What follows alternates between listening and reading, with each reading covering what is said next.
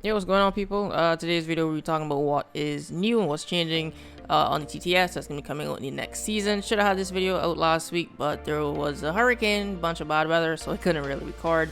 But that's done, so let's get these videos out. Timestamps is going to be comment section. First half is going to be new cosmetics and features. Second half is going to be more gameplay changes. So, starting off with the new title screen and I guess cinematic for the menus. This one looks pretty good. I like the title screen. As for the cinematics with the operators, I think I prefer Phantom Sight, but it still looks pretty good. So we're going to start off with the new seasonal weapon skins.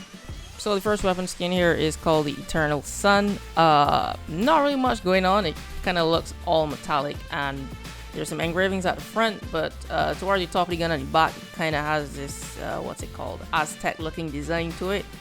Yeah, that's it. There's not really much going on with this weapon skin. Not really a fan of this one, to be honest, but I guess some people out there is gonna like this Aztec design. Over on to the next one. Is this one's called Eternal Wind. I like this one a bit better. At the top of the gun, it has like this mosaic tile design at the top, and towards the bottom in front of the gun we got some more engravings going on. A bit disappointed with these weapon skins, and not gonna lie, last season they really knocked it out the park with those skins. Pretty much almost bought all of them, but these two were, yeah, a bit disappointing. But the Eternal Wind doesn't look that bad. If I was to buy any of them, it would be this one. And next one is gonna be one for Mira's Vector. Actually, this one isn't in the live build yet. This one is called the Wild Instinct. It doesn't have much going on, but I'm gonna buy this because I love the Division 2. So that symbol there is for the survivalist class on the Division 2. If any of you play that game, if you don't, then this is just gonna look like a wolf icon. But yeah, this is kind of a Division 2 skin here. Nice gray with some metallic accents, and we got a pattern on the weapon handle there. I like it, so yeah, I'm sold on this one. So next we have the Ember Rise headgear and uniform. I'm gonna start with the headgear here. This looks okay. It's pretty much just a forest green camo going on here. I'm not sure what pattern that is. It just looks kind of scrambled, but it looks okay. I will definitely take this over the Phantom Sight headgear and uniform from last season. But yeah, just a nice forest camo. It only looks good on certain operators, so like IQ. I would buy this for IQ. This actually looks pretty good on her. So I'm actually okay with this season's uniform and headgear. Next is actually going to be the operator screen. This is something I actually come to like a lot. So what they've done is they've actually split up the operators into attackers and defenders. This is going to be a new screen. You can actually choose which two operators you want to display. So right now I have Nook and Vigil because to me they look the coolest. I don't use them, but in terms of uniforms and stuff, yeah, they look the best. So we're gonna come over to the attacker side here, and yeah, everyone is just lined up in terms of when they release. If you click on one on the right side, we got a nice little description of their gadget, what it does. At the bottom you can see the difficulty, their speed, and their armor.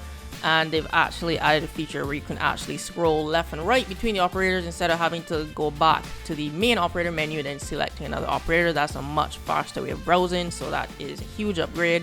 A lot less loading. I like it. And also in the bottom left, you're going to see a little menu here.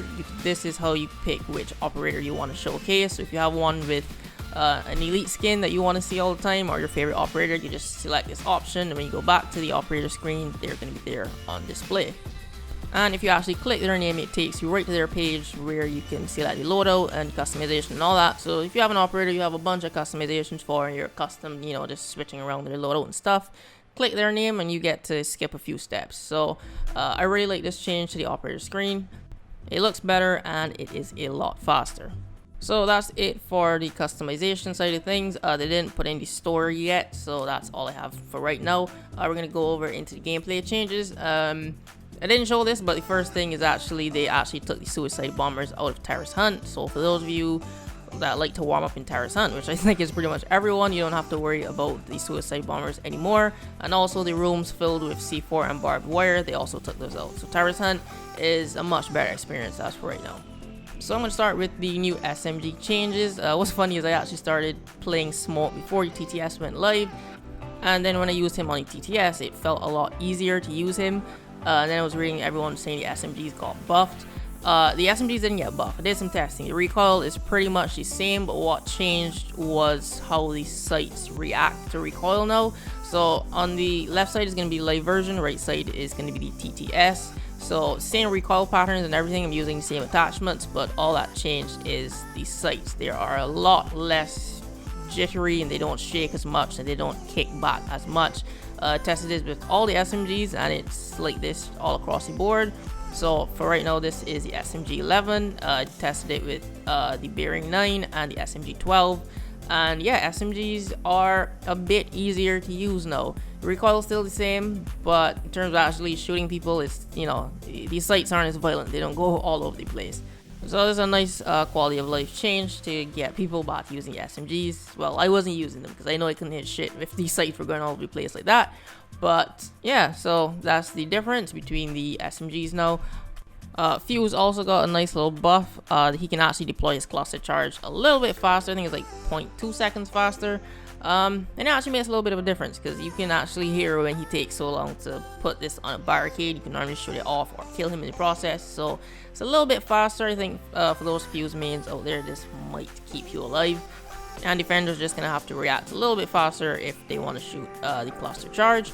And Blitz also got a nerf. Well, not just Blitz, all shield operators got a nerf. The ADS time got slowed down by a little bit, so you won't be able to just drop your shield and shoot someone in the face as fast. Now I like that they're making shields less and less aggressive, step in the right direction to making them less frustrating to go against. Next is going to be the operators. They actually changed some of the gadgets around. I'm not going to go into full details about this because I'm going to leave that for the next video I do with my overall thoughts on TTS.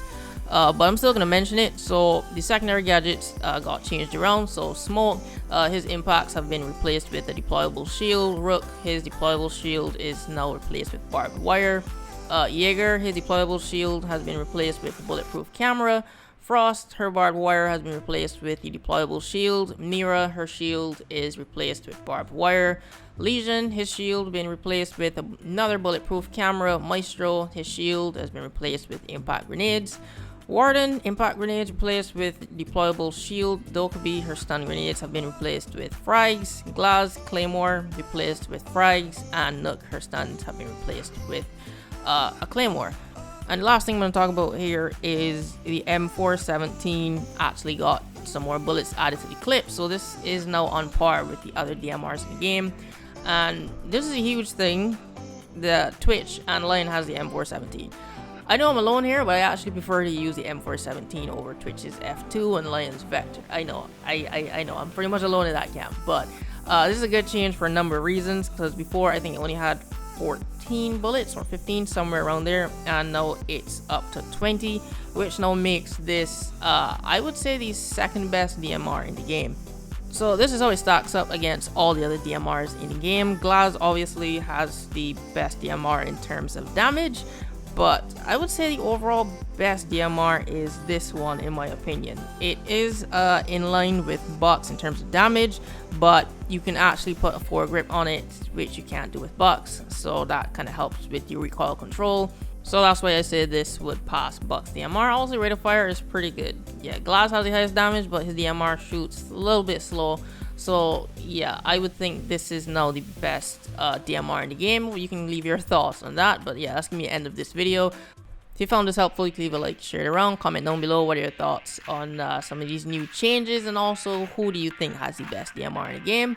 Subscribe for more Rainbow Six Siege content. I have another video coming out shortly after this one, but thanks for watching, and I'll see you in the next video.